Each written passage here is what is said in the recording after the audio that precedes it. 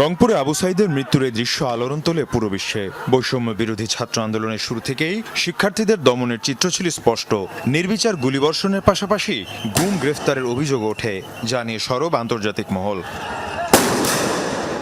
এবার শিক্ষার্থী আন্দোলন চলাকালে নিহতদের তথ্য প্রকাশ করল জাতিসংঘ।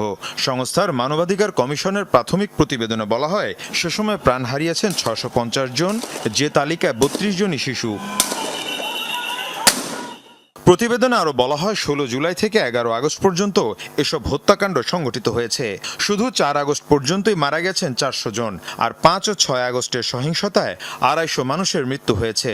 তথ্যের সত্যতা নিশ্চিতে বিভিন্ন সংবাদ মাধ্যমের হিসাব এবং আন্দোলনকারীদের মুভমেন্ট সোর্সকে গণ্য করা হয়েছে।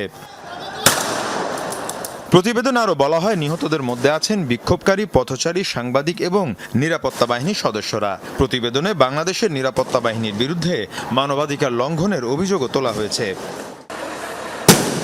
প্রতিবেদনে বলা হয়, বিগত সরকার শক্তি প্রয়োগের মাধ্যমে আন্দোলনকারীদের দমনের চেষ্টা করে গেছে।